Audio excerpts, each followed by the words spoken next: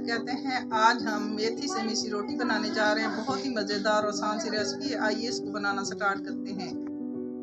ये देखें जी, आज हम मेथी से रोटियां बनाने जा रहे हैं, बिल्कुल देसी और सादा तरीके से। ये देखें, सबसे पहले हमने ये मेथी धो के इसको काट लिया है बारीक।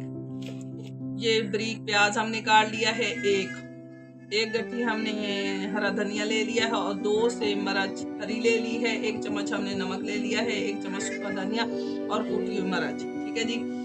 1 प्याला हमने बेसन का ले लिया है। 1 प्याला सादे घर के आटे का ले लिया है और 1 प्याला हमने मैदे का ले लिया है।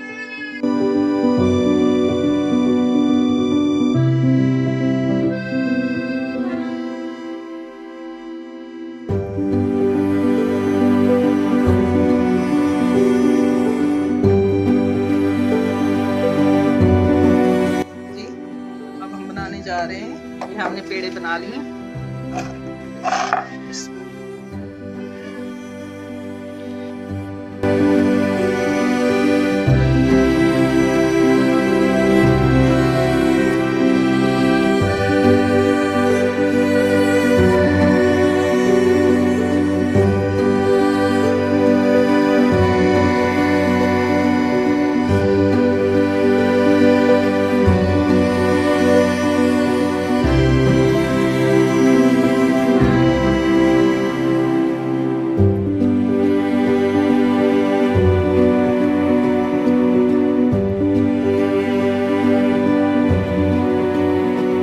बिस्मिल्लाहिर्रहमानिर्रहीम।